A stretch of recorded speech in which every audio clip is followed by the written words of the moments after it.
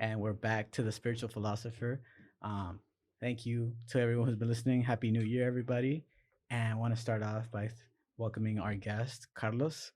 Welcome. Thank you very much. Thank you for the invitation. Thank you for joining us. We have Roxy, who's back post COVID. Everything's good now. Yeah, I healthy. I know last episode I let you guys know that she was not feeling well, and so she was healing, and Oh, did you? yeah, I did it because That's nice to me. Thank I you. had everyone here, and I was like, well, we're missing Roxy from last season. She's not here because she was not feeling well, and we'll just send her best wishes. Made it. I am here, made it. Thank you for all the good wishes you all sent. And let's get started. All right, and so now starting off, Carlos,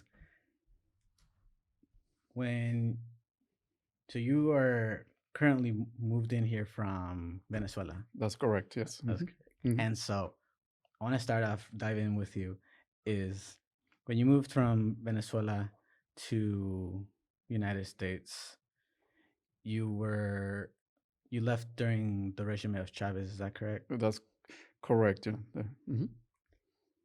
Um, so I think I want to start this off and say during your life in Venezuela before you moved here, what was the great encounter that you had to go through when you had to move or that made you move from Venezuela to the United States?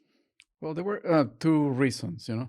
At the beginning, I came to Stanford and Stanford University to do graduate degrees there, and on that time in Venezuela and in all South America, there were a challenge in terms of new responses to the problems of development, the problems of poverty, the problems of inequality. That's particular one problem that was affecting most countries, including Mexico, in Central America and Mexico. The disparities in terms of income distribution, wealth, and all those uh, require a new way of seeing things or doing politics, doing democracy, doing economics. So we were the young generation there were organizing. There were new parties. We founded a political party called Primero Justicia, which means justice first. We were concerned with that. So initially, the Chavez movement also was coming. It was in 1998 that it was the It first was starting. coup d'état. Yeah. So when I left, like in 2000, 2001, with the idea of preparing myself, there was a group of that generation, together with many now famous political prisoners and the like, that sort of motivated me to come to the States in search for ideas, for new frontiers and the like, in universities like Stanford and, in general, also in terms of Silicon Valley and the experience that was occurring here. When we see how technologies were developed and all that. And the second time, it was just it was Chavez. I mean, the fact that even my family, my mother was very concerned because I was already a political figure of the opposition. Um, my family was getting threats So or you were in a bit of danger, and so you had to come. exactly. So the You had second to time when flee. exactly when I came back, I came back to the place that I knew, or the place that I have friends, by the way, that I have, I play You had soccer. planted the seed. Exactly, and also the fact that Stanford is here, there's intellectuals here and all that. So the second time I came as a political uh, persecuted person and in search for political asylum, given the circumstances that my family was living. I wanted to teach in public universities, and because I was a figure of the opposition, even though, by the way, I think I have an inclination for, uh, I would say, the left, or in any case, for social justice, which is, what Chavistas also wanted. But even though we share, the idea of reducing poverty and giving opportunities to people, I mean, we were persecuted. I mean, I couldn't teach in the Central University in Venezuela And just even though because. you had that idealism, but as we Mm, were talking before, I'm so sorry, yeah, it's okay. the system was corrupt. Yeah, I mean, well, I mean, Chavez came with the. I can tell you one of the promises that Chavez made during his election. He said literally, I mean, you could hear this in any kind of populism, right or left. I mean, we could Hmm. hear this from, even in developed countries in Europe and even in the States. We know that there's a populist movement, and see what he said. He said, I'm going to take all corrupted people, put them in a baseball stadium because we play baseball, that, Hmm. and I'm going to kill all of them. Oh, I mean, wow. so I mean that was his promise. I mean, supposedly he was going to fight against corruption, and then what we lived with him was The corruption. corruption and arbitrariness, which is really, what they come hand in hand. Hmm. Corruption is a way of, it's an arbitrary way of using resources that do not belong to you, and arbitrariness was there everywhere. I mean, you could be detained because you were in another political party. I mean, we in our party, we reached 300 people that were persecuted politically, that were in danger because of that. And we, just for you to know, we sent to the Inter-American Commission of Human Rights. We sent like a kind of habeas corpus, Hmm. in order to protect our party. And in fact, the sentence of the Inter-American Court was that our party should be protected against that kind of danger. Mm-hmm. So, to give a little context, Mm-hmm. so before Chavez, Venezuela was corrupt already. To make things clear for the people at home who don't understand, because a lot of people, they'll look at Venezuela and they'll just use Venezuela as a means towards their end to show that communism isn't, or communist ideas or socialism doesn't work. Mm-hmm. And instead of taking the time to actually learn the history of Venezuela and understand why Venezuela got to where it's at, little context that I know of, because my dad was raised in Venezuela from Caracas. Oh, that's true. So Yeah. yeah, my mom, my dad is Spaniard, but he moved to Venezuela with all his cousins or his brothers and everything. But the lesson that I learned from my family on my Mm. dad's side was that Chavez came in, and there was corruption before, but when Chavez came in, it was similar to Michael Foucault, who went to Iran and saw the opposition overthrow the Shah. Mm. And everyone during the time, even to this day, will look at Foucault and say, "You literally gave a platform for the opposition, and look, they're the terrorists. They're Mm-hmm. the evil people of the world." But Hmm. instead, what Foucault did is I lived with the people, and I saw that this was a unifying moment. And Mm-hmm. so, no matter what the belief is, left, right, middle, Mm-hmm. up, down, what I see and what I've learned is that it was a unifying moment for Venezuela, that everyone came together and became Chavista. Mm. And if you're not Chavista, you're out. Definitely, Mhm. and I think as the case of Foucault, I Mhm. mean, in Venezuela, there were the seeds for change. Mhm. I think that's what you want to describe. Seeds for change come from, for example, the inequality that I referred before. Yes. Also, when you see corruption, I mean, you see inequality, and then you see people, that have make money through corruption. Mhm. Like if you see people that make money here through work or through innovation, and that, it's kind of something that has a creative process, and you have work for it, and then you probably could deserve it. Yes. But when you see all this, there's a seed of change when the system is not serving you. So no doubt, I mean, no doubt about that, and that's why there was a young generation of people in Venezuela that was looking for change. We created political parties. Uh, uh, Others chose, the military route, and there were two coup d'etats. Chavez was involved in two coup d'etats, and it was just one. He was in jail because of that. He had blood in his hands. I mean, it was not a simple coup d'etat. I mean, they were in our White House, it's la Casa Amarilla. They were in the government institutions and buildings, and they they kill people. So they were a coup d'état. I mean, they different. We were choosing, the democratic route because we believe in that, and we created a social movement later that it was called the Will of the People, the Voluntad Popular. That was a reaction to the need for democracies in political parties. The problem in political parties is usually the fact that even internally they lack democracy. And when I participated in these parties, I instituted direct democracy 20 years ago, which is, now we see in Iceland, in other places, we see this movement of direct democracy and all that. I can explain you further how we did this, but this was one of the answers. Other answers was, the military route that we saw, and at the end, they won.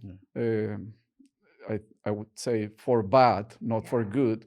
I mean, I wish our generation, that the ones that believe in democracy and social justice, would have taken, we would be able to, let's say, win, or at least get into the institutions and start to develop a project, a social project, to correct, these injustices that we saw in those seed of change that were definitely there, as you mentioned, in the case of Iran and other places. Yes.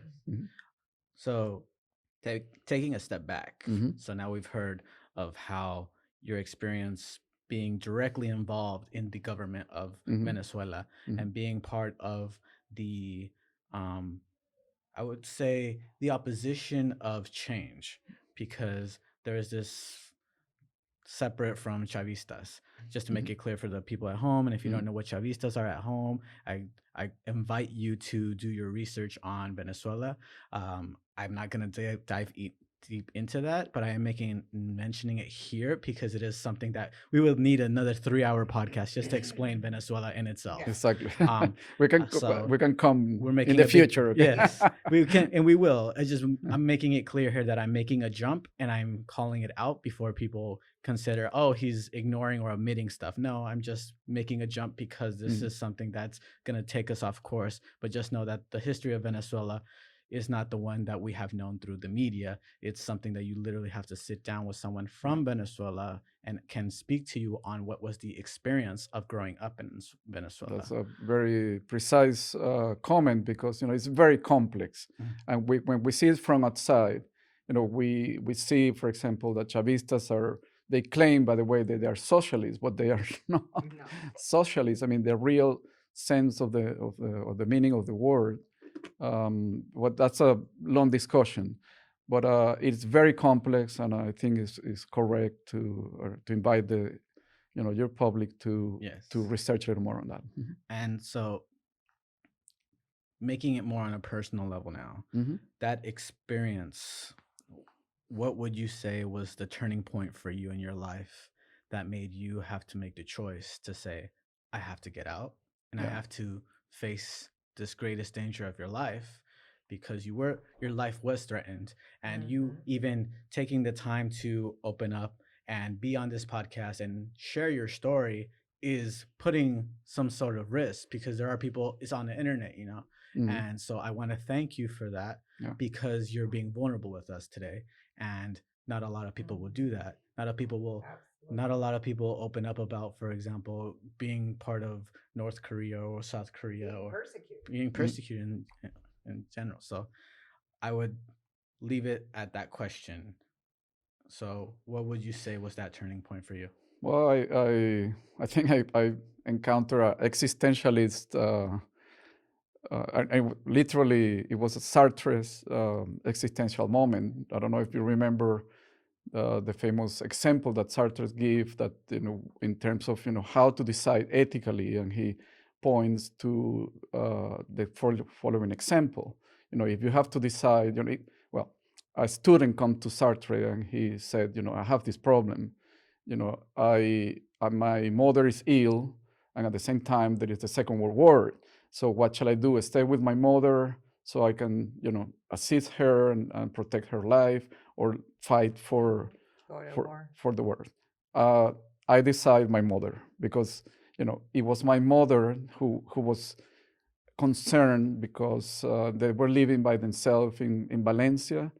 um, I already was coming here back and forward, and that I was coming back a lot to Venezuela to work in the barrios, the neighborhood, the shanty towns, and all that. But my mother told me I don't feel safe here, so I chose my mother, and that was my existentialist moment. It happened to be similar to the example that Sartre gave, but I chose my mother. That's So, basically what it. can you tell us a little bit so the viewers can understand more of your educational background Mhm. and how, when you came here, you started advancing more? Yeah, I have been always concerned with the issues of society, and I started studying economic engineering. And you Mhm. come from a political background, from a family Oh yes, full of yeah, politicians. yeah, exactly. I mean, well, my early, you know, experience in my family, my father was, my uncle, my family in general, my extended family was involved in the fight against a dictatorship in Venezuela, 50 years ago. Wow. At this moment, when we started to fight, Venezuela was one of the longest democracies in the South America, and it was an imperfect democracy, but it was a democracy. It was a bipartitistic democracy and all that. And so my father was mayor of Valencia. He was a social Christian. We don't hear that much about this, and he was a true social Christian, in the sense that he believed, for example, in communitarian property, in co-op, movement, in the formation of community. I So, think for us, over here would be more like people, so people understand, more of a nonprofit. yeah, I He mean, was for the people. yeah, for the people, it was oriented toward action for the betterment of the people. There's a lot of altruism, but there's also community. The fact that all individuals are immersed and intertwined with the community. So I come from that background, and my father was a mayor. He was one of the few mayors in Venezuela who applied this political philosophy of the social Christian, the true social Christian philosophy that moved toward communitarianism. Okay, so, and they were also missionaries. I mean, they went to the jungle in Venezuela. They a lot of the missionary activity was social work, charitable work, or work to promote the opportunities of others. So it was toward others that they were acting. So that's my early childhood formation. And then later I did engineering in education, oriented toward economics, because I always that issue of social problems, that was something very interesting for me. Absolutely. And so then this led you to, I know you lived in Japan Yes. for several years. Yeah, for 4 years. I was doing a master's degree there in economics, and I went there searching for answers. We already in the Americas, we have the experience. I was here in Cornell University in an internship program, so I lived in the U.S. and I knew how the system worked and all that. I went. I mean, we have a lot of connections in Europe, in Venezuela. My family, my father's family comes from France and Spain. My mother is Venezuelan criolla, you know what it is. So I am a mix, even though I don't look like a mix, by the way. Don't we all? Yeah, my grandmother was she was Basque, so very fair skin. So unfortunately, Yeah. in Venezuela, to be white is not beautiful. It's the other way around. It's to be dark is beautiful, like my mother. So anyway, So You probably had to wear a lot of sunblock.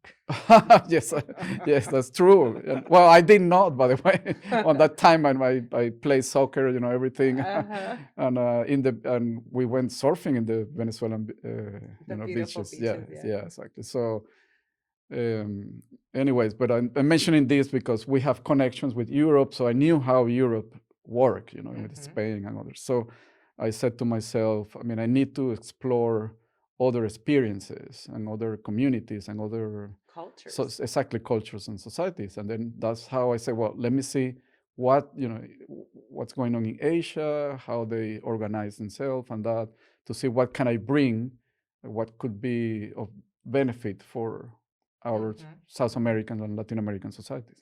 And I commend you for saying the Americas because it's one of my biggest pet peeves when people identify the United States as America.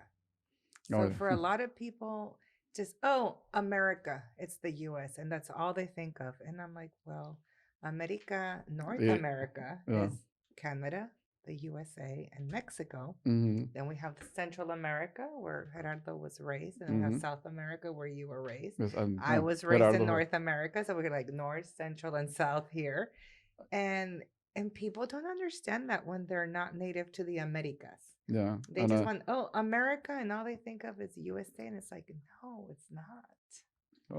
that's one of the big difference on the way Asians see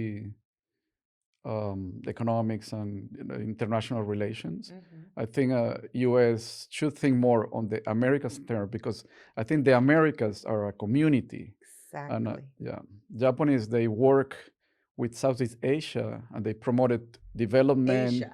Yeah, yeah, and Southeast Asia in particular, they are it's their region, Mm-hmm. and they promoted development. They promoted companies that will buy from Malaysia, Mm-hmm. from Singapore, from all those. But that's not the case in the Americas. I mean, No. and the Americas should be for the Americans, Ex- meaning for the whole Americas. continent. The continent. Yeah, in Spanish, the America is one continent, and it's from the Alaska to the Mhm. Patagonia. Exactly. Yeah. I think we would be much more stronger and united if we would all see ourselves as the Americas, Yeah, not just the USA, which I always find so bizarre.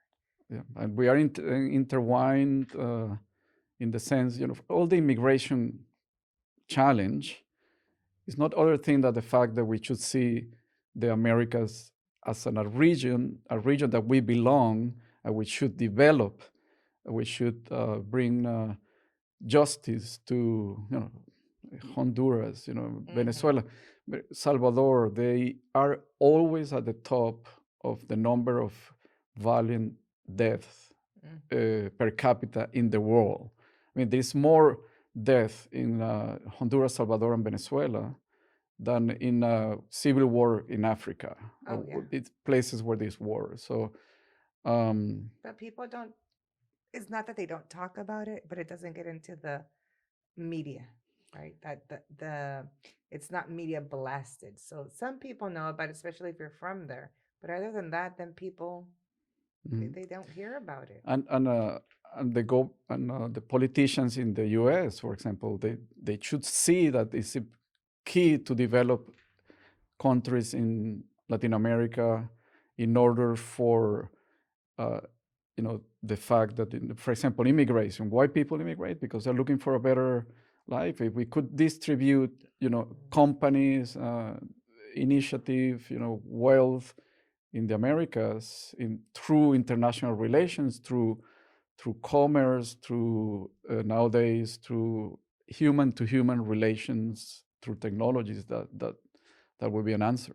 And I think to answer your question about that is because what I've learned is that the egalitarian belief of the U.S. being in control of the Americas, um, and it's it's something that is still a little taboo, and even in political philosophy, it's like, well, you don't really talk about it, but it's like most, and that's is going to lead me to my next question, because a lot of college students, for example, they if they were here or if they were sitting right in front of you, most likely the question would be, you know, I heard about this thing called socialism and I really want it to work. And like, there's this big fight about like this misconception of like, oh, socialism doesn't work because look at Venezuela. Mm, But my answer to that has always been, well, you need to take the context of that and mhm, understand that the reason why it didn't work also had to do with influence of the United States and the influence of other embargoes and situations that went down. Not just the corruption. I'm not negating the corruption that happened in Venezuela, mhm, and because if you look at other countries in the world that are socialists and have are most like or in Europe and don't have any US influence or barely any, they flourished. They did really good. And so I think the question here that leads me is that what is something that we can learn from Venezuela coming from you who lived there, not from someone from the exterior? Because I'm someone from the exterior. I can only tell you the story of my uncle who said, I packed my kids in the car. I literally left everything at home when Chavez made it, and I looked at my family and I said, "Nos vamos, nos mhm, vamos a España. I mhm, don't care, we're out." And literally on the drive to the airport was blocked, and mi tío told me he was like, everyone was screaming, "Chavez, Chavez o la muerte!" And mhm, mi tío was, "Chavez, viva Of Chavez!" course. And they mhm, opened the way, and he got in, and he got my cousins, and he got everybody, and that's how the family escaped Venezuela. mhm. Um, Wow. and so I think my issue is that everyone who likes to shoot down or shut down socialist ideas, not socialism in general, but socialist ideas, always say, well, look at our food. Our foods are always packed. Our groceries are always filled. We're not going hungry. We have excess of food. We have all this excess and excess. And Mhm, like, we can always, and a college student will most likely say to you, well, it's all capitalism and this. And so I think to better wrap my question is, what is things that you've experienced that did work, saw that it was functioning, but never made it to the light of where the world saw because it was bombarded or clouded with the corruption of what happened in Venezuela or what is happening still in Venezuela, mhm. to be correct. Well, I mean, first we need to probably distinct, different kinds of socialism. Yes. And Mhm. I believe strongly, I don't know if you have followed the life of Rosa Luxemburg, but I believe in that socialism. It was Rosa Luxemburg fought for, a deep democratic socialism. And that is not what happened in Venezuela or in general in the U.S. and in fact in the history of the world. Unfortunately, It got the twisted. yeah, I mean Lenin Mm-hmm. between there was a fight during the socialist uh, development, the initial stages of socialism between the Leninists and socialists and Rosa Luxemburg. I mean, it was not really very clearly staged in the intellectual world, but Rosa Luxemburg represent this deep democratic socialism. Okay, that and this never happened in Venezuela. It probably never happened in the world because the Leninist approach of the very important difference between the two lines of intellectual understanding of socialism is that Rosa Luxemburg believed that people have the critical capabilities to and the creative capacities to create a new world, and they believe in the capacities of people. Lenin, on the other hand, he's in Russia. I mean, remember that Marx says that the socialism will develop in industrial society. So Lenin imposed a kind of socialism that is based. I mean, I describe it in colloquial terms, but basically what he's saying, Lenin didn't believe that the people have the capability that it have to come from the leadership, the intellectual leadership that will bring change, and then they will have a kind of It dictatorial, was top down. top down, exactly. Thank you. I think that's a good way to describe it. Top Lenin believed in a top-down approach where the intellectual development will come from the guidance of, of these heroes of the socialism. But the problem is that when you believe in that, you believe in absolute power, and then absolute power corrupts, being from the left and from the right. So that, in short answer, that is what happened in Venezuela. So even though during some period of time, for example, there were some social programs that benefit people, but in the long term, I mean, never established a deep democratic movement. Okay, so and I can tell you an experience I have in New Mexico when I gave a speech about this later. There is a very good example of this difference between a deep democratic socialism and a military socialism that brings power to a few, and then it happens what it happens when absolute power is there. Either anybody would say that absolute power corrupt, and that's where. Then we go back to kind of monopolizing, right? Yeah. And monopoly is not good in any arena. Yeah, in economics or in power, that's true. Yeah. So that's what in Venezuela, my main concern was that, because democracy is what is able to establish the institutions for a long-term progress of people, for long-term justice for people. So Carlos, my next question, who is Carlos now? Good question. Who are you now? What are your beliefs and what are your aspirations? Okay.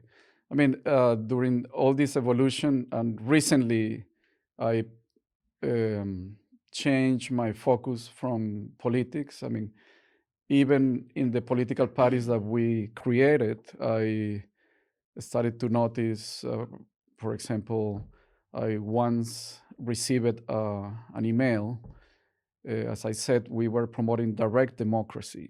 But direct democracy is a threat for people that want to follow this Leninist approach. And even from the left to the right, there is this idea that you are superior morally or intellectual to other people.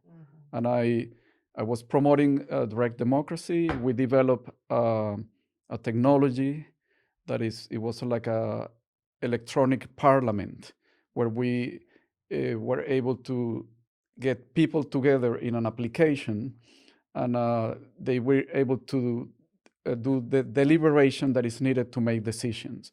So I received an email from my own political party that says, Carlos, we are fighting against the Chavistas. The Chavistas have this military way of organizing, and we are going toward a military structure because we cannot fight against the Chavistas with this civilians. Yeah, exactly, with too much democracy as you wanted.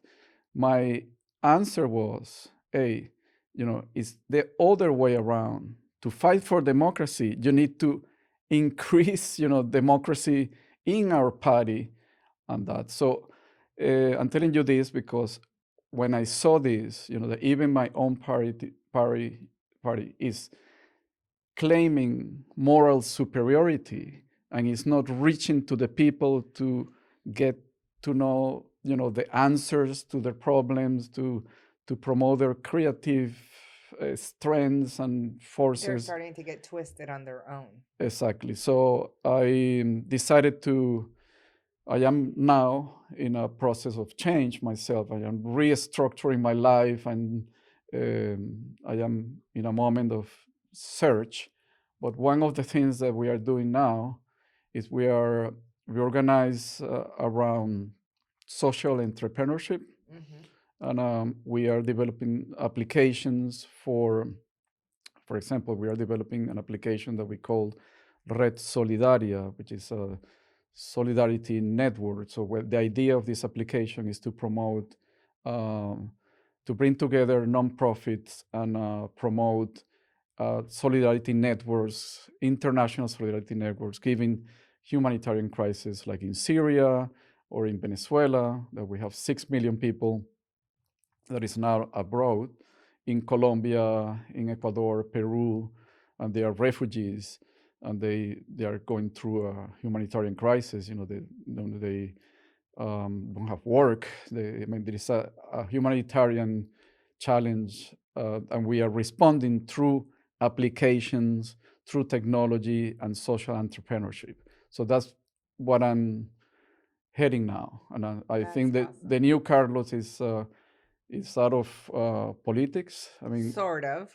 sort of. Well, you're always involved, Yeah, because If you, that's in your blood. It's your heart and it, soul.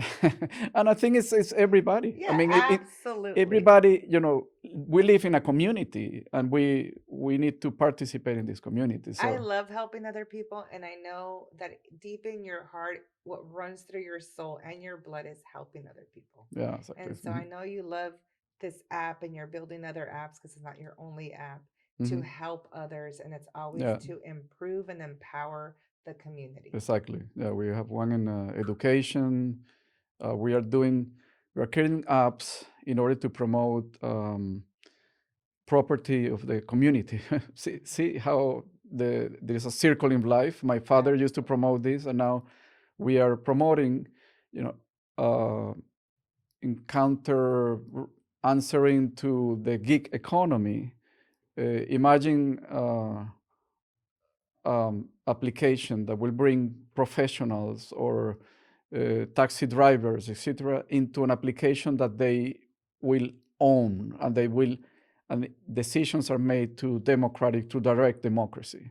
So we are promoting some applications in order to organize people to be able to own businesses in a collective way, something of this kind. We are now exploring to do this. And what are currently the name of the application? Well, I mean, we have Red Sol, that comes from the Spanish. The red means network, and sol is like solidarity. We use the sun. Sol means in Spanish sun. So we have a sun shining, and this application La is Red del Sol. exactamente la red Sol, la red solidaria. So this application is basically like a Amazon of social services, the community resources, in order to elevate people to higher stages of being. Nice. And by the way, that include issues, resources from the point of view of spirituality. We have one of our icons, one of our categories is spirituality. By the way, churches in Latin America, well, those are the ones that are helping the people that are having this humanitarian crisis. I mean, it's everybody, but they are really at the front of helping the humanitarian crisis in South America. So, understanding this in my experience, what I'm hearing is that stepping away from the political side, but redesigning the wheel a bit where it's politics, but without dealing with the leaders, if I'm correct. So it's like not pushing the boundary or pushing the buttons of the people up top, but just giving people the resources to survive and to thrive, which the governments are not doing. They're just cutting off everything and staying up top. And so I commend you for that, because that's beautiful that you are creating that for people. And not only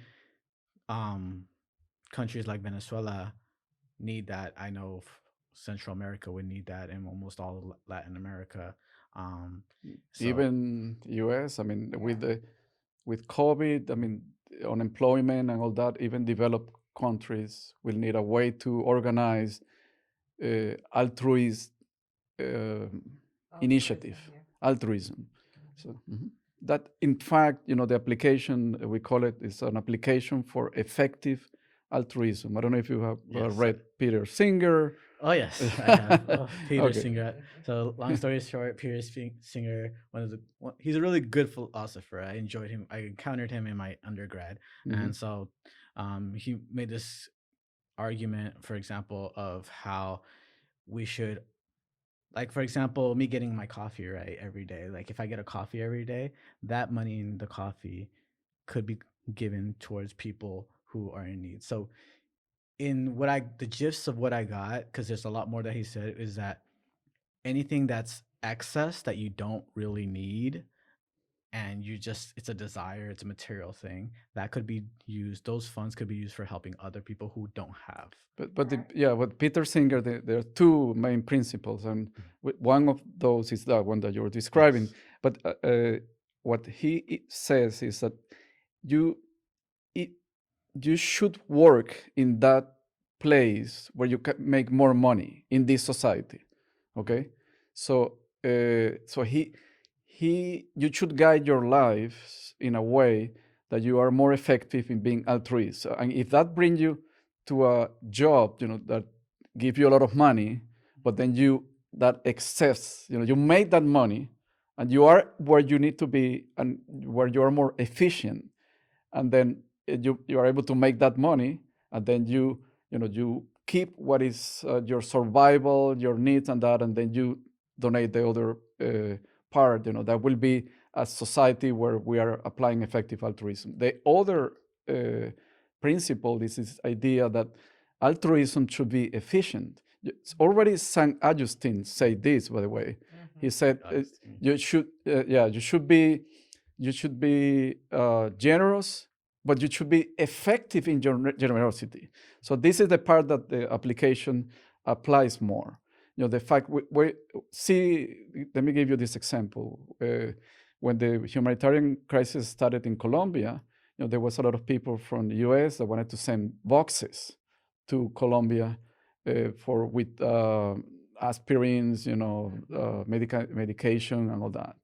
But effective altruism tells you, if you're going to spend $5,000 in sending aspirins and medication to Venezuela from San Francisco, effective altruism will tell you, wait, you have $5,000 that you could be using in buying medication in Colombia. So, so that kind of things you should be promoting. You should move to that. So our application take this into consideration and tells you, if you want to make a donation, I have people in Colombia that can put that aspirin or that Tylenol for $1 instead of $5 with all that. So you should be using my application or using the communitarian application to be able to provide, five times more through, an effective way of seeing altruism. So that's That makes sense. mhm. Yes. So that's what we're trying to do. So and it's a very interesting idea. There is a lot of discussion in philosophy about Peter Singer's, but Yes. yeah, but Albert Camus says that in a pragmatist sort of way, from the colloquial and philosophical point of view, he says, what is just or what is socially just is what works. So if you keep intellectually discussing, how we're going to get poverty alleviated in South America, instead of doing things, instead of doing it, yeah. exactly. So that's. And I have issues with Camus. So I Well, heard him. Let's talk. Well, yeah, I just have issues because he's the one. Remember when I showed you the book that the girls were reading of Albert Camus? He's the one who gave the argument for how suicide and everything. Yeah. So Or like like how what on yeah, earth it was is really super dark. the what is the myth of I forget Sisyphus. Sisyphus. Yeah, that one really hit me Very hard. emo as a Yeah, kid. and I read that book. Absurdism. Yeah, Absurdism. absurd. But the thing is, existentialism bring to a stream all intellectual thinking in order to then come back to a life, to make conclusions about life, and then that's why they talk so much about absurdisms and death and all that. But Camus, in he conclude that we should live a Mediterranean life. That the good life is the life of meeting Yep. with people and things like that we're doing here. So that sort of thing. So it's very interesting how intellectually it's really dark, and they bring this absurdism to the table. But in my opinion, I think they rescue. I mean, the last chapter of The Rebel is about the sunshine culture and all that. So I mean, of course, he was cut off, in his intellectual development, but I think he brought some interesting points to the table to discuss that we could discuss in another in a podcast. Exactly. I think another question I have for you that's came up right now is, so going back into I don't want to pull you so much into the political side, but It's fine. there is this question that I have in my mind is this. So there's an argument being made, specific. I don't want to say who specifically, but what is said is that for those who come from social um Orientations. orientations, they're happy to live in the United States, and that they're grateful, that they should be grateful because we have all these things for them. And I've heard that a lot, and especially from people around when I talk to them, and I do open up and I say, I actually have friend or family who fled from another country, not me specifically. I was born in San Francisco, but my mom fled Central America, my dad Venezuela, and like I've told you. But I think a response to that, let me know if I'm wrong in this one, but I feel that it's an egalitarian or a really messed up way to say to somebody, well, you came from a messed up country, which, by the way, our country has uh, had our hands in, and to tell someone who just came from that other country, to say to them that they should be grateful for what they have, because now that you're an American now, like, you have to put this belief first, this narrative. You have to accept this narrative in order to be a part of this culture. And I feel that because I've opened up a lot recent years about my political beliefs and about what I believe, I hold that we should have social ideas come through, like education for all, like all the way to PhD. If we had everybody have a PhD, or have the opportunity to, without financial burden, to go and get a PhD, all the way up to a PhD if they want, we'd be one of the most educated countries in the world. And we're top rating, and we'll be more accepting of a lot of things that we're not recently. And so I think my question for you would be, how do you respond to people, or I don't know if you've had that experience, or if any experience of those come up for you, of someone saying to you, well, you came from this country, and are you grateful that you're here? And I feel that they're, in some way, shape, or form, they say this, and I could be wrong, but I feel like when they're asking that question, it feels like a loaded question, in the sense that I believe that it's just being asked to let you know who's in power here, or who's the man. And so, and there is another aspect on that question, that is, I think that question ignore that we live now, as we are in a global economy, we are now also in a global political system. We are having globalization from the point of view of trade, but also from the point of view of ideas. So let me give you an example, because I think people, where they are making that question, they're saying, well, I mean, you come from Venezuela, and now you have to leave behind all your ideas. And or if the not, you're fact that anti-American, they say. Like, you're against America if you mention the negative things that America has done, or if you talk harsh about our government. Exactly. Yeah. And also, I mean, and there is two ways that this question sort of is explored, and um, because what we cannot deny are the people, and this is something that we were researching in Stanford, by the way, and I have some classmates make excellent papers where they were able to trace how political ideas come with immigration, okay? So, and these political ideas could be in favor or against. So in the case of Venezuela, for example, what happened is that in Florida, because we had that socialist, quote unquote, socialist experience that is associated with the left, then everybody have reacted. I mean, they bring that from Venezuela, and everybody have reacted to the other extreme, and now Venezuelans are basically Trumpist. They believe in, and they have in Florida recently, Venezuelans were a factor in Republicans winning the state. So because there is a relation with the state and Cuba, with Venezuela and Cuba and all that. So, but So go ahead. let me Yeah. just clarify, because that was a lot you just hit me with right now.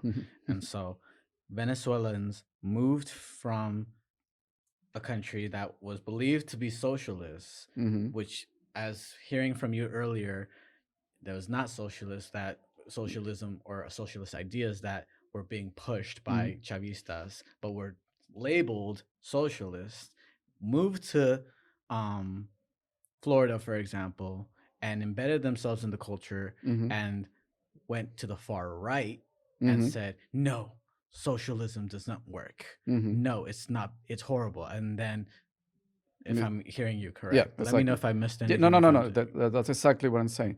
So your question ignored the fact that people that immigrate, immigration means, hands that come to work, but also heads and ideas. Exactly, the way people think. So the experience that you have in the previous country, it comes with you. And many times when we discuss immigration, for example, or discuss the impact that you were saying, when an American tells somebody, you now need to accept, the narrative of capitalism, this is the best thing and that, they are ignoring that the way, intellectual development is really rooted in people. Either, they react or they are in favor, whatever it is. So that's rooted in people. So because you're born with a set of ideals, right? And you're brought up in a system, not just in the government, but your home system, which is full of ideals. Yeah, and also, and also the experience that you have lived. Absolutely. So then this need to be taken into consideration when there is this kind of interactions, and we should respect that, and the solution. That's what I'm going to go, because you're asking me these questions so to see what we can do about it. The solution is that now political leaders need to think like economic leaders in a global way. And let me give you an example of this. When we were working in the party, I was in charge of the Secretary of International Relations of the party. So we started to work in a neutral way with parties in the US. We are working we're working in a democratic, direct democracy way. So we have citizens' assemblies to discuss how we do this. So we wanted to reach out to the political parties in the US. We go to assembly. Everybody wanted to be that we work with the Republicans only. And I said, hey, from our point of view of our strategy, we need to work with both. In fact, we need to convince those that are not convinced. The Republicans are convinced because they are from the right, but the Democrats we need to work with Democrats to let them know that the experience in Venezuela, they need to be very critical of the issues of what is happening in Venezuela, because let's put it like this: the brand name of the left in this global context will be affected. And so the answer to this kind of interaction is, we need to think as countries that are leaders, to work now in a global way and be very critical and try to solve problems. And for example, in the case of the left in Venezuela, of Chavistas, I mean, the Democrats should be demanding from Chavistas that they provide the social justice without the totalitarian approach. Correct. And Exactly. that's the hard part. Exactly. So now what is happening? In fact, during that time, I sent a letter to the Democrats in order to work with them and tell them we need to fight for human rights in Venezuela. But there were a lot of Democrats, understandably, by the way, because they claim, the Chavistan claim to be socialist and fighting for left principles. So the Democrats, of course, they were protecting them. So I sent a letter saying, hey guys, if you don't be critical and demand from the left in South America, projects are leftist, but from a democratic point of view, that issue, that problems that will be generated will come back as a boomerang against you, and you're going to lose, believe it or not, I think I mentioned the fact that you're going to lose Florida because of that. And this is exactly what happened. I mean, my prediction that was 10, 15 years ago, it happens, it realized in these last elections, because they did not demand from Chavistas to, that they respect human rights, that they do democratic left. So, so the brand name of the left is protected in the sense that, it's deeply democratic. It's a Rosa Luxemburg democratic way of fighting for justice, and not a military way that is what's happening in Venezuela. And I think that's where the confusion is nowadays. And I'm not a political person. Those who know me, I'm in the middle. Like, I'm for the people. I'm for doing good. You're a pragmatist. Yeah, these extreme sides are just like, but from what I understand, in the little, because like I said again, I'm not very political. What it used to be the Democrats, or what we used to, maybe the people around my age, which I'm 49, believed in that democratic way. It's kind of twisted now, and it's more what the Republicans are thinking, and the Democrats. It's kind of, to me, in my brain, it's reversed now. They kind of got twisted around the transition of the years, and I think that's what's happening.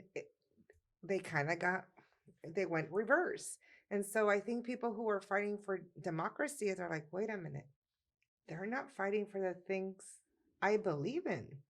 But now the Republicans are sounding like they actually are fighting for what I believe in. So I think this is the confusion in the United States, where the politics just got jumbled. Yeah. And it's this power struggles that people want.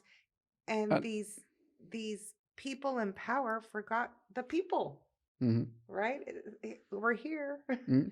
Yeah, and I think also, but you need to be very careful of what actually is and what you perceive. Exactly. Because, and that's what I'm saying. This is what I perceive. And like I said, I don't know politics. I mean, regardless of the political inclinations of everybody here and in the public and in our audience, Democrats are, by definition, what is called social democrats. Okay, I mean, in fact, Clinton brought the Democratic Party to the center. I mean, of course, there is a variety, like in every party.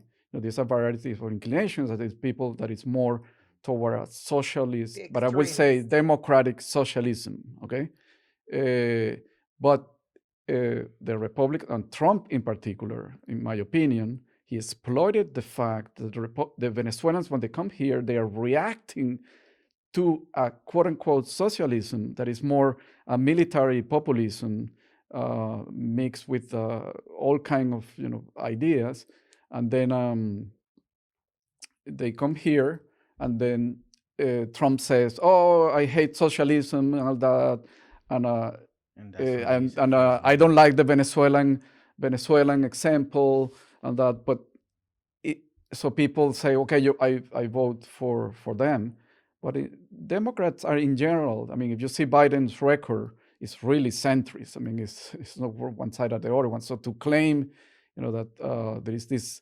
totalitarian, extreme, dictator kind of approach to socialist change, I mean, I don't think that's something that is part of the reality in the U.S. But because we all bring our baggage from the past, then this kind of situation that you described it, Gerardo. And then, but I think the way to work on that is work from the origin, and we should think of politics now in a global point of view, and rescue critical thinking that is from the left.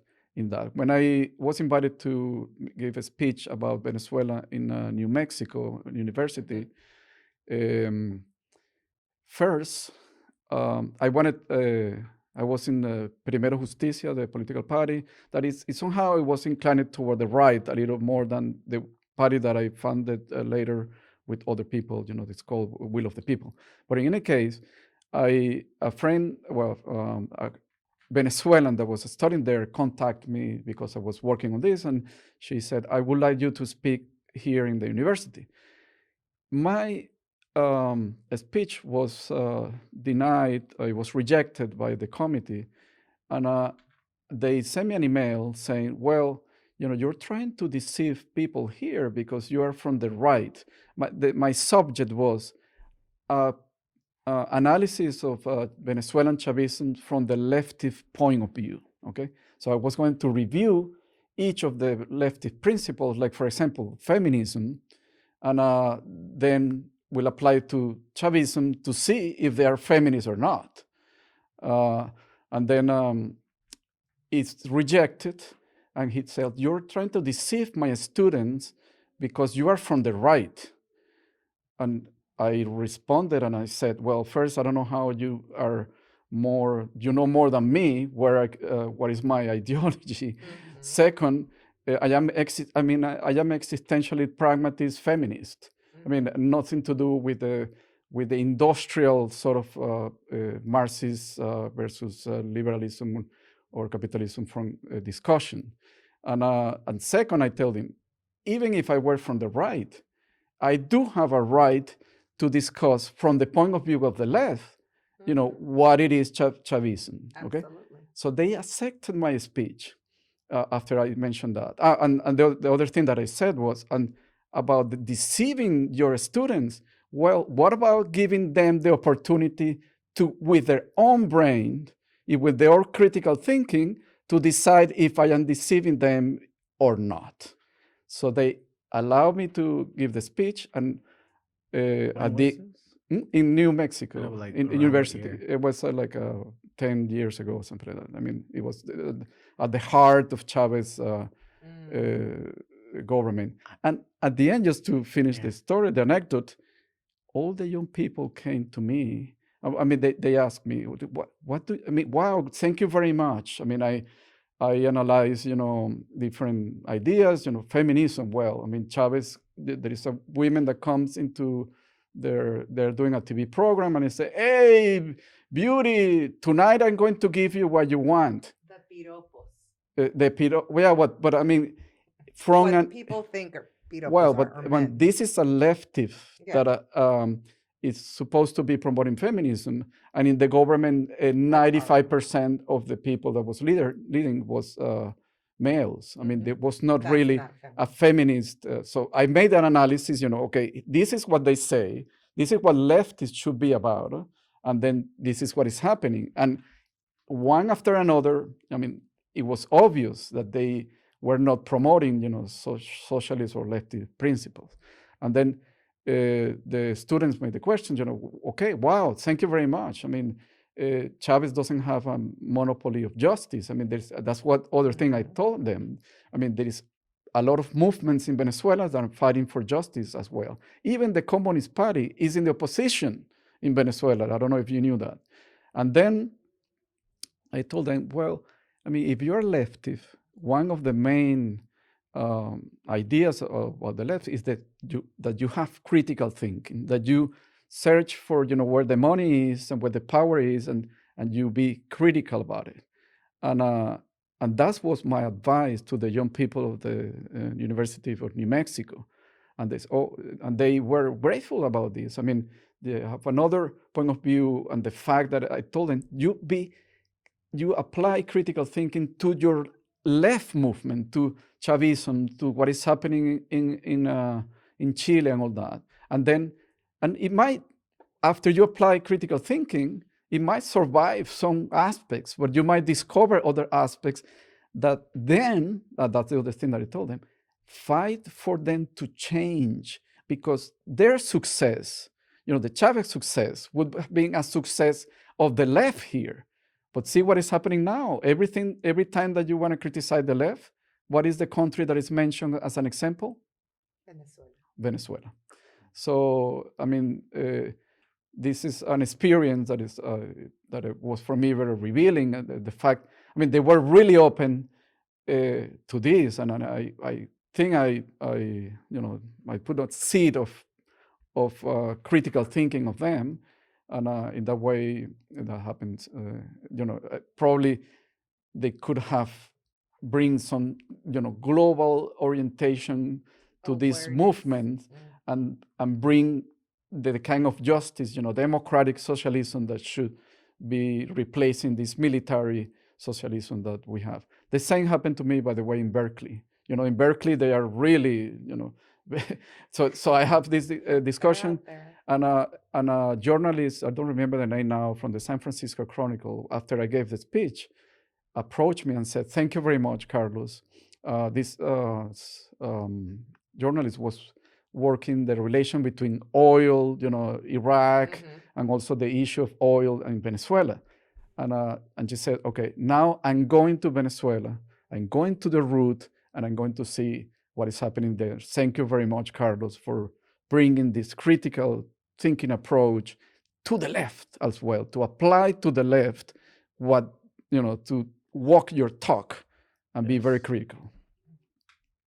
So I think to put this all together now and say, so we've heard you now, how you experienced, and your experience in Venezuela influenced your migration here, and also taught you, which is a very valuable lesson, that you must apply critical thinking not just to your life, but also to everyone, to everything that deems or labels itself to be liberal or freedom or whatever name they give themselves, progressives, both extremes, both Trumpists or conservatives or liberals or whatever you want to call it, and just to make sure that we're taking this home for us. So one thing that you taught these students is that to take that with you and apply it, those skills, to make sure that they follow those moral values to your own movement, to your own leftists, in this case. I think your legacy is critical thinking. Well, I mean, everybody in this case, has their own brain. Make your decision.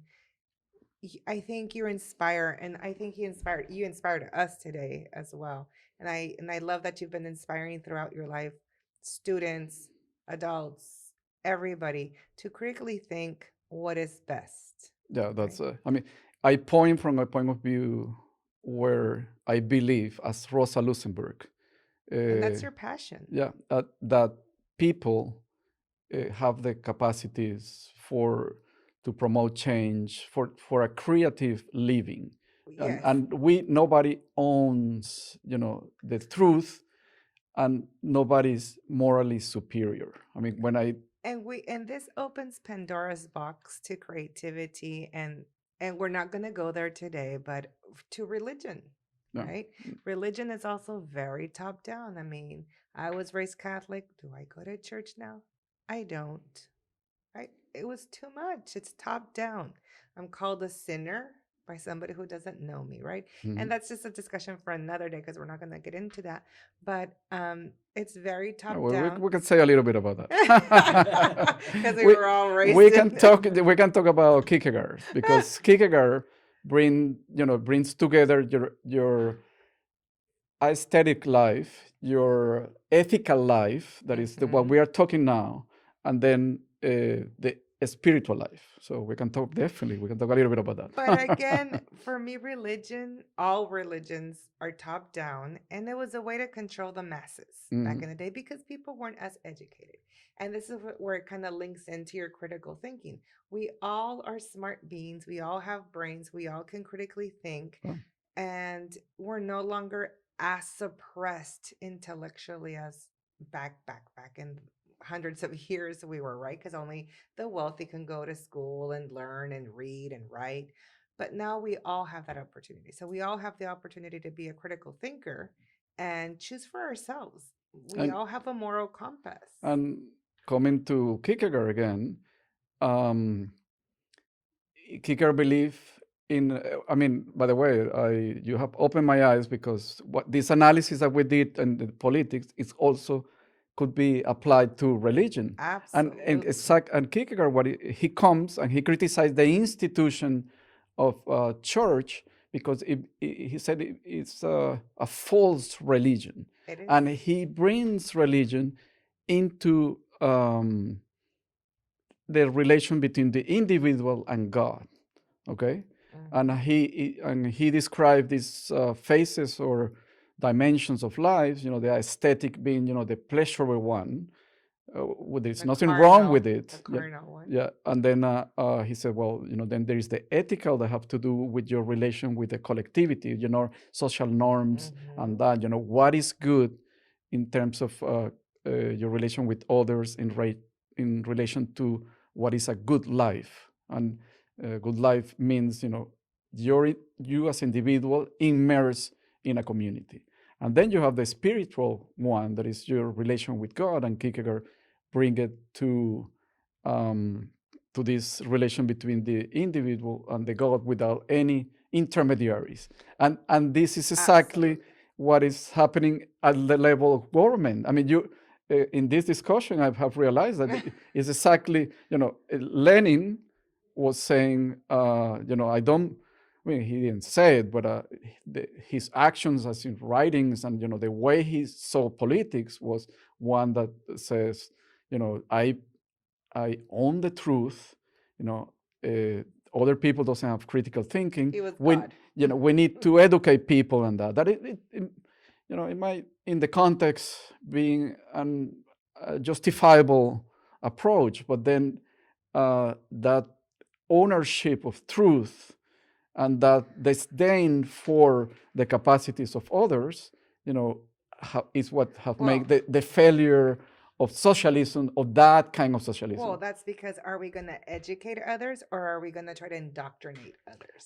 Exactly. And that's the difference, right? And what I want to educate others so they have their critical thinking and they can think for themselves. I don't want to indoctrinate people and, believe what I believe. No, you go and do your research, find yourself and believe what's good for you. You could, but this brings me to another experience I have in my political party. There was the head of the party, the chairman. We were deciding long time ago, and then recently we made the same mistake, I think, that we were deciding whether to go to elections or not. And I noticed that our chairman was against the opinion of everybody, and he wanted, I think he wanted for us not to vote, and and I tell him, wait. I mean, a political leader, have at least 2 or 3 different hats. One is the one of architect, okay, and I can explain that later. But the other one is one of educator, but from the point of view of what you said. I mean, you don't impose ideas. You work with people. I mean, you can have something to say. Exactly. You empower. You could discuss. You could give your ideas. You could say, I believe this is what we should do. But your approach should be one of inviting, not to impose, and convince people if you think that your opinion is contrary to them. You convince. To every imposition, there will be an opposition that is created. And I truly believe that, that is because even in my party, in the opposition, they were not believing in critical thinking. So the same that happens It in was still in, top in down. politics, top down, all that. The same if the institutions of the church and that, when they believe that they have the ownership of truth, the same consequence And going back to your feminist, are invited. I wouldn't say I'm a feminist, and I know my twin daughters would probably hang me, but I'm an equalist. Hmm. I want to be equal. I don't want to be more or better. Yeah. Let's just be the same, Well, right? but that's there is a feminist But then there's a school extremes to that the believe on that. feminists where Mhm. men are horrible and men no. I love men. I want to be equal. I don't want to be better or more. Just let's be Nope. equal. However, and this is going to have to be a part two, Gerardo, because if not, we're going to be here like 4 hours. But again, with the what the Catholic Church, the nuns are the slaves. The women are slaves, and again, it's top down. It's all the men, all the men. And here we still have the Catholic Church and all these countries. Oh, because we're Catholic, but they treat women like trash. Yeah. Why would you want to be Catholic as a woman? I Mhm. remember back in the day when I got married, I'm divorced now, but I had to go to these talks, Mm. right? Yeah. And it's like, oh, we know birth control. Well, if I have 10 kids, are you going to feed them? Because what on earth am I going to do? I know this and know that. It was like, are you kidding me? Yeah, Like, there's they're so definitely a lack archaic. of the direct democracy in church. Very archaic thinking. And I think this is the problem in politics now. We have people who are in the Senate, who are in the House, who are archaic.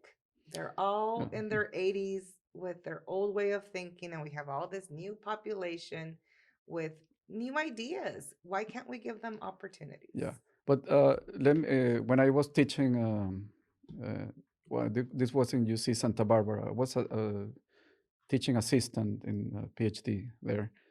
Um, I started the class with the other role of leadership, and I will make you this question that I make to my students. I will make the question for you. Okay. And I started the class asking the following question. Let's say that you were going to take a ship, a boat from port A to port B. What is the most important role, the most important person for in a boat, in a ship, to bring that to from port A to port B? So what is the most important Well, individual I think what person? the obvious would be the captain, right? There has to be a captain. Not Well, too many sailors. Mhm. A captain. How about you? For me, I think the answer to that question would be something similar that it's always been heard. A team is as strong as the weakest person, Mhm. and so if it's, I don't know what's the lowest position you have when it comes to being in the ship, Mhm. but that person, which is the ground, like Mhm. the man on hands, the one who's doing The the heavy, machinery. the skeleton, because if that breaks, everything else falls. Mhm. That's But one of my. I do have to say though, without a good leader, that skeleton won't work. And I think a good captain who is collaborative and includes his shipmates and his sea people from the lowest would be amazing. And my dad was a CEO, and my dad's vision and a motto was always, Oh yeah, it's in a hospital, isn't it? always, yeah, open door policy. Mhm. It didn't matter if it was the janitor coming in to say hi to his office. He was like, Great. come in, hi. Yeah, what's going on? And the janitor would give him the feedback. It didn't matter if it was a nurse, a doctor, a secretary, whoever it was, open door policy. So Mhm. by being the captain, I mean being a collaborative captain, an Mhm. all encompassing captain with open ears, with Mhm. radar for ears That will be the more important to person. me. Yeah. Because if you as a captain can't motivate your people Mhm. are not gonna do anything. Exactly. I would say to that though that the captain must be able to go down to the lowest position, Absolutely. and I'm not saying You don't want to be yeah, top down. no, I'm not saying you're not saying that. I'm just saying that for me, like I emphasize that because that's what's important for me, No, is I'm glad that, you're saying that. how do you call it, that he or she or they must be able to Be in the trenches. be in the trenches and show, because that's how you leadership, that's how you Mhm. lead, right? By Mhm. example, not just by do this. No. Yeah. Mm. But now educate us. Exactly. Okay, So, Carlos.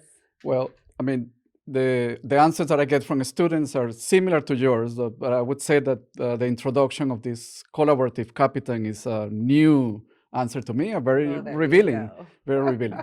So yeah, there is people that say, you know, the capitan leadership, the strong leadership, people that believe in that, then you know they will go for the capitan. Then people more social orientation would say, you know, the sailors, you know, the tripulation, you know, the people that you know, the machinists that are at the deep down working with that, you know, if that doesn't work, nothing works. Nothing works. And possibly, I mean, of course, those answers are right both. You know, I'm more, you know, this one that you That have might contribute, yeah, collaborative. yeah, sort of that Because you I'll both go down with the machinist and get there and work. Come on, Yeah. dude, we need to get this done or we're not going to move. Exactly. But everybody forgets that the person who designed the ship, The architect. the architect. Exactly. So, I mean, if you have a boat that the front is completely flat, I mean, you can have the best captain of the world, and it's not going to move. it's not going to move. So you're not going to get to the A to point B. And this have to do when we're talking about architects and leaders, you know, political, religious, or whoever, as a leaders, they one of their hats and one of their knowledge that you have if to have that is called the institutional norms is what it is the architect of organization. So for example, one of the failures of the opposition in Venezuela, it doesn't have been that, you know, we don't have great leaders. We have Leopoldo Lopez that was in jail and others, you know, they are great people with formation. You know, Leopoldo was in Harvard. In my modest contribution, you know, I came from Stanford. I mean, by the way, that's, you know, it's not, it's just a way to say that we were searching for, you know, for the top, you know, intellectual formation, all that. The masterminds. Yeah, the exactly. architects. Yeah. Well, but the political, even the opposition and the church and everything, forget about this. So norms, the way you organize in Venezuela, we didn't have direct democracy in our structure. You know, in our vote was not designed like that. It was designed for a top-down approach. So when you are leading social movements and all that, I mean, I think it's key to understand this role of the leader or political leader or religious leader as an architect. So you create institutional structures, incentive, the decision making, and other elements of an organization that promote that collaborative capital, that down to the top sort of approach that you guys describe.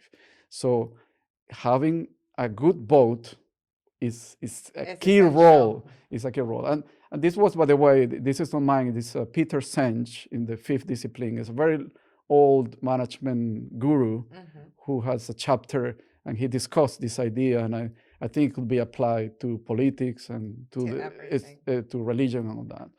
And it is key. I mean, you know, I think religion is related, and I see my spirituality as being creative action in the world.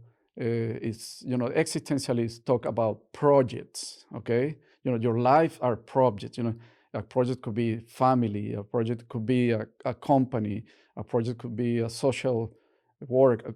This is a project of yours. You know, I mean, this podcast is a project. You know, life is composed of projects. I don't like that description. I mean, existentialists talk about that. I prefer to talk about commitments, you know, because talking about, you know, family as a project, you know, we tend to think projects, you know, something economic and the like. But then yet people are commitment phobic. Well, many. Exactly, because we live in a utilitarian society where, you know, we live from the point of view of Kierkegaard, in an aesthetic phase of life where everything is pleasure and that, that's fine. But you know, if we move toward an ethical life and a spiritual life, it doesn't mean that, by the way, that we abandon pleasure. I mean, Mm-hmm. we can have, the Greeks used to talk about moderation in everything, and the ethical way was moderation. So, I mean, you can have an ethical life where your relation with society brings you a good life, because Mm-hmm. the good and the God are from the beginning of history of humankind, from the beginning of religion, they are all related. Don't get me going on this topic. Uh, I swear we need to do part 2. but it, but they are related, because religion is not other thing that the realignment of your individual with nature, with the environment, with the collective and the like. So and in this way, so these phases of aesthetic, ethical, and religion or spiritual, they come together in this. Absolutely. Carlos, Um, it's been an honor to be your friend for, I don't know how many years now, maybe I don't 10 know. or No, I don't don't know. even say I don't know, that. something like that. Who knows? It's really been an Having honor too. honor Yeah, your to be your friend. family. My goodness, I take Thank my hat. thank you. Uh, And we, you, I mean, you've been amazing. Gerardo. I just wanted to say thank you. Um, thank you for coming on today. I know we will make a part 2 for this because there is a lot more that we do want to dive deeper into. And respecting your time, your energy, and you are busy. I do want to end off by saying, can you please give us your social medias, or how can people contact you if they do want to come in contact with you and ask you to speak at their schools, or if they want to talk to you and ask you for support or any opinion on something, your email or LinkedIn? Or yeah, I am in LinkedIn, and it's Carlos G. Mhm. Suarez. Sorry. Carlos G. Suarez. Okay. Okay. And so, any social medias or Yeah, I'm in Instagram, Twitter too. It's also Carlos G. Twitter? Suarez, but I'm not using Twitter recently because I did it for politics. But now, I mean, I am in a quiet moment in media, in social We need to media. get you on But Instagram. we are launching, for example, this Yes. application for the Instagram. Red Soul. I have also Instagram in Carlos DDHH, Derechos Humanos in Spanish Mhm. is written DDHH, like human rights is HHRR in English. In Spanish is DDHH. So it's Carlos Derechos Humanos, which is Carlos DDHH. Everything is now silent in my social media, but you can find me in LinkedIn at Carlos G. Suarez. Soon he'll start blasting. Yeah. Yes. Mhm. All right, everybody. You have socials. Do not forget, if you like this, please like and subscribe and hit that notification button. Also, share this with your friends, family, whoever you felt that's the way the algorithm can make us more visible. I want to thank my co-host who's back from COVID, Roxy. Thank you for coming back. I'm happy that you're doing fine, and thank you, Carlos, for coming on. We will call you back where we can have another conversation about this and go deeper on part 2.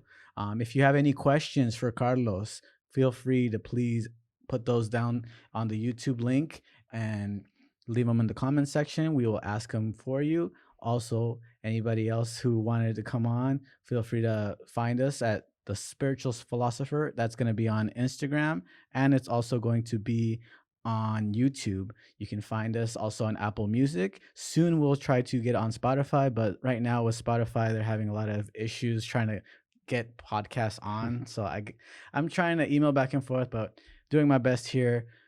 Remember, you guys, take care of each other. Have a great year.